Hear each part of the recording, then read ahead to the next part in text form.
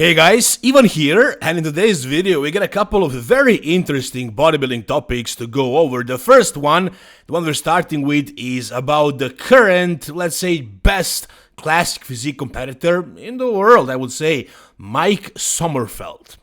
Now, he won the Arnold Classic. In my opinion, it was well deserved. It was a really good package from him, probably his best, probably better than Mr. Olympia. But in that lineup, in that second spot, we had a physique that was definitely smaller than Mike's physique, but in the opinion of many, more classic. And this kind of created this split amongst the fans. There are those who think Mike is the best classic physique in the world, and there are the others who are saying that Mike is not classic at all.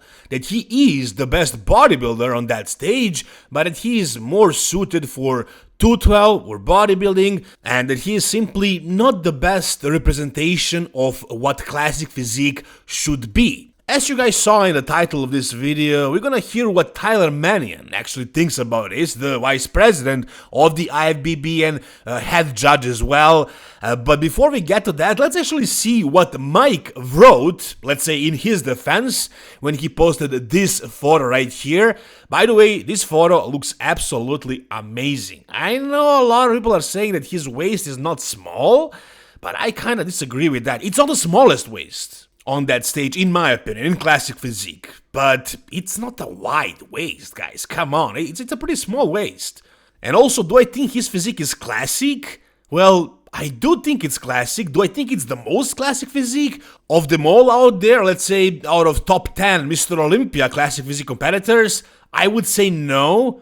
But he has a lot of other things going for him. Let's talk about that in a second. First, let's read what Mike actually had to say here. So he says, my goal is to create something different. There is no CBAM anymore guiding us, unfortunately. Right, unfortunately.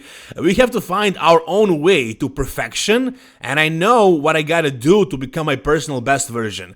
My dream is to build a full and round look proportioned to the extreme with the highest form of aesthetics. We need a new standard now, and I will go back to work to become a great champion one day. He's already a great champion, but what he's saying basically is that the best classic physique in the world doesn't have to necessarily resemble Chris Bumstead. Or, I guess, any other bodybuilder, like from the golden era, from the 70s or 80s. He's saying that the best classic physique in the world is the one that is winning shows, and that is the one that is going to set the standard. And he believes he can do that. And his goal, his idea of this perfect classic physique is, yeah, a physique with great aesthetics, small waist and all that, but also with more fullness and roundness. Now let's get to the point. Somewhere in the comment section, somebody tagged Tyler Mannion and asked him what he thinks about this consensus that is going around, people saying that Mike is not classic at all. And he says, I think it's one of the most laughable things I've heard. Amazing X-frame with a small waist and great overall balance in every pose. All the things that made Chris a dominant champion in this division. I think that it's happening because all the current open guys have done the work and kept their waistlines in check and can pull vacuums, so now this is being said. And by definition, Keon has an extremely classic physique. He's just too big for classic and moved to 212. Mike doesn't resemble any former 212 champion in my opinion. Long message, but I figured I'd address what I consider nonsense. Alright, so you heard Tyler. I mean, his opinion is probably the one that matters most, and I'm pretty sure he's in agreement with the other judges, with the head judge, Steve Weinberger, with his grandfather, the president of the IFBB and the MPC worldwide. So what these guys say is what goes, and if they are saying that Mike is classic, then Mike is classic. That is what classic physique is all about. Now, what we can argue about maybe is whether his waist is actually small. And, you know, I wouldn't say it's wide, but I wouldn't say it's the smallest waist out there. You know, his torso basically is a little bit blocky. Yeah, I would say so, but his shoulders are so wide and his quads are so wide, so big that his body is creating an illusion of a phenomenal X-frame. So in that way, his waist can't look small, but if you look at his midsection, his torso, it is a little bit thicker. Right? And it can't be super tiny if he's that massive, and he is, I would say, the biggest classic physique competitor out there, for sure. So, the way I see it, guys, he does have a classic shape, but let's say it's 8 out of 10. And then there are other factors, like conditioning. His conditioning is spot on. I would say it's 10 out of 10. Then there is muscularity. That's probably like 11 out of 10 because nobody is this big in classic physique. His posing is phenomenal. His presentation is just perfect. He's presenting his body the best way possible, making it look more classic than it actually is. And yeah, you can say that maybe Logan was drier, more detailed, but that's because he is smaller. When you get bigger and fuller, you will lose a little bit of those details. Now, me personally, I would not have an issue with Logan actually winning this show or winning the Mr. Olympia, becoming the best classic physique in the world, even though he is smaller. Even though he's significantly smaller than Mike.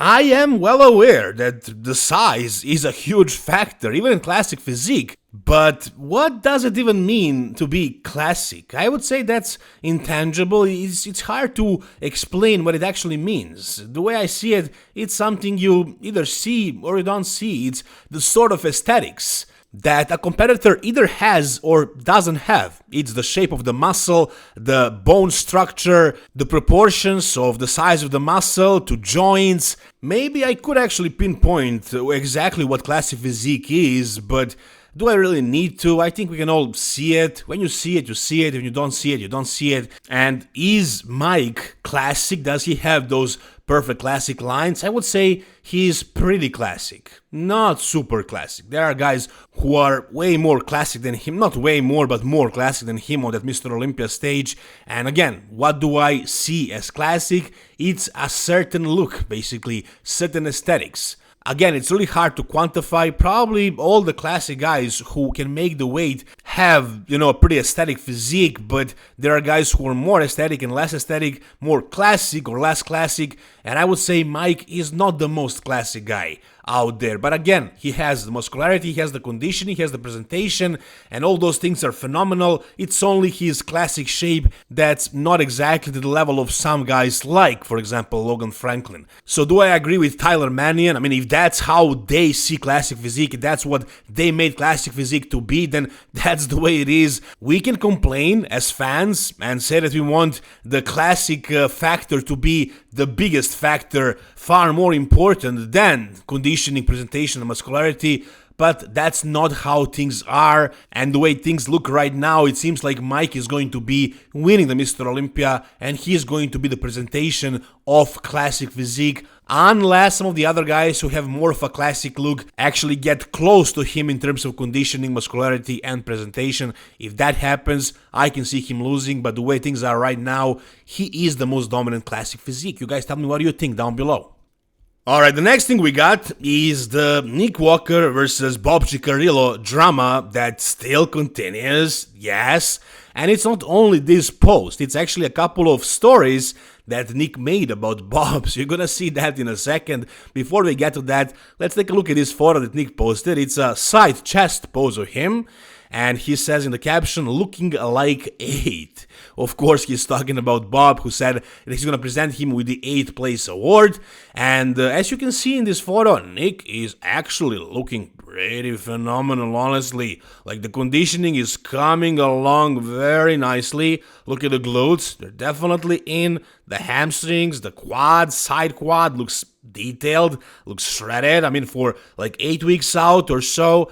Upper body, chest looks separated. I mean, the midsection is in control. He overall looks huge and in really good condition. He, in my opinion, definitely does not look like the 8th place finisher. That was just Bob's way of trying to insult Nick. We already talked about whether that was right or wrong, him being the athlete's rep and the MC at a Mr. Olympia. Should he be calling out athletes like this and trying to insult them and saying this kind of nasty stuff about them?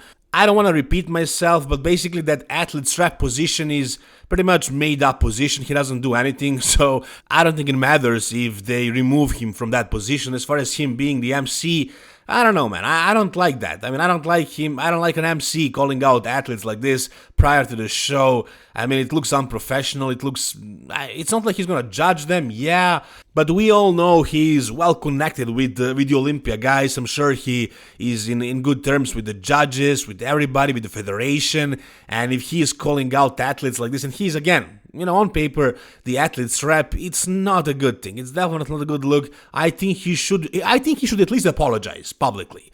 At least that. I don't know if he should be removed from his position of the athlete's rep or the MC of the Mr. Olympia, but he should definitely apologize publicly. That's for sure. Now, Nick is not really taking this too seriously. As you can see, he's joking, saying that he's looking like 8. But I'm going to show you what he actually had to say on his Q&A, on his stories about Bob and what he said. Take a look. I feel like I'm going to have to make a shirt of this. You know what I mean? I never thought my beef would be with the athlete's rep. Kind of sad when you think about it. I don't ever think he even did the show. The one Bob's in. Oh, wait. 8th place, I know.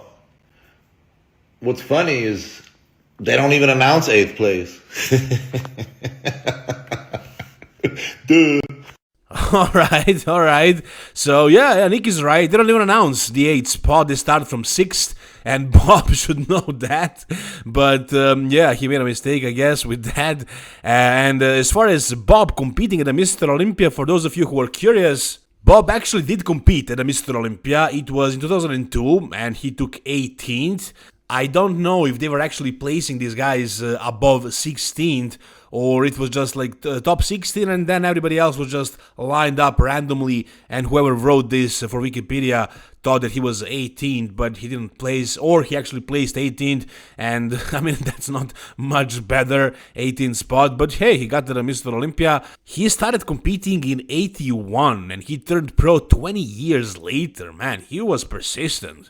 And then 2 years after that, he was on the Mr. Olympia stage. And as you can see, his best result was second at the Night of Champions. So that was a good show back then. That's today's New York Pro. It was actually won by Marcus Rule, and Bob Cicherillo actually took second at that show. And it actually was a pretty stacked lineup. In this call-out right here, you can see Darren Charles, but in third was actually Paco Batista. Then it was Darren Charles. Then you also had Greg Titus, Paul Dillette, Tom Prince, Melvin Anthony, Gustavo Badell, and a whole bunch of other guys, like 25, almost 30 guys on that stage. So being second at this show is a solid result, but enough about that. I don't know if you guys even care about what Bob Cicherillo did as a competitor. What he is now is the athlete's rep and the MC of the Mr. Olympia, and he has nothing better to do than to go back and forth with competitors and insult them and make stories, talk about them on podcasts. And I don't like it, to be honest. It doesn't make a lot of sense for the athlete's rep and the MC to fight online with competitors, guys who are trying to win the Mr. Olympia, but it is what it is. He's probably trying to create some notoriety, to create some buzz around his name, to become more popular, I guess, and he's doing a good job with that. Whether he should be sanctioned or not, you guys tell me what you think down below, and tell me what you think about Nick's comments about Bob. Alright, and finally we got something really interesting. It's about the men's physique issue and the Arnold Classic. You guys probably know, if you watched my previous video, what is happening with this now. Arnold calling out these guys, saying that their division doesn't make any sense, that it's stupid, and these guys are boycotting Arnold. They're saying they deserve more respect, better awards as well. And we have different opinions on this, and I found one take particularly interesting, and it's actually coming from your former 2 times Classic Physique Mr. Olympia, Breon Ainsley, who is now a 212 bodybuilder, soon to become. Actually, he used to be back then, but he's prepping right now to compete in 212. Anyways, let's hear what Breon actually has to say about this. Demographic that supports physique, classic physique, bikini wellness is a young demographic, 18 to 30 years old. Okay. The bottom line is that demographic does not have a lot of money. So as far as putting in the seats at the Olympia, at the Arnold, at the big shows, them flying to the shows, this is a whole different ball game than just supporting on social media and social media numbers, engagement, shares, and likes on social media. When it comes time to putting asses in the seats at the shows, 30s, 40s, 50s, 60s, 70s, guys, long and longer money.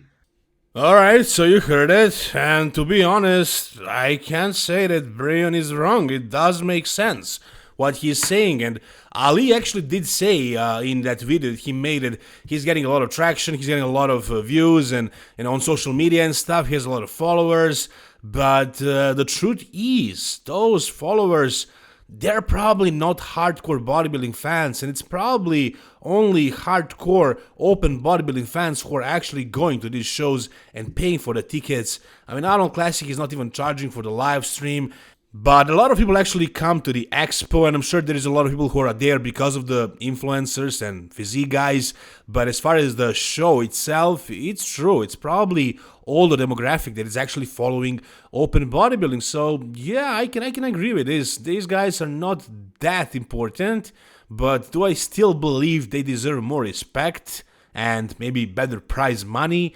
Yeah, for sure. I mean, 10K, I don't think that's enough. I mean, maybe they're not carrying the IFBB, but the MPC, which is very connected to the IFBB, I think they're doing a good job with that. So they at least don't deserve to be, their division doesn't need to be called stupid or bogus, and I think they should definitely get a little bit more money. Maybe not as much as Open guys, but probably more than 10K for the winner. I get what Breon is saying, and he's right, but still, guys, tell me what do you think down below in the comment section. If you guys enjoyed this video, give it a thumbs up. For more content like this about bodybuilding, subscribe to my channel, guys. And if you want to do something extra to support this channel, to help me keep this awesome content for you guys, you can buy some hostile supplements. The link is down below in the description of this video. Just make sure to use the code EVEN10 for a 10% discount. And also, if you guys need a coach, somebody who is very affordable and very available for you guys all the time, you can just go check my Instagram, DM me over there, and we can talk about that. Once again, guys, thank you so much for watching. See you soon, all the best, and bye-bye.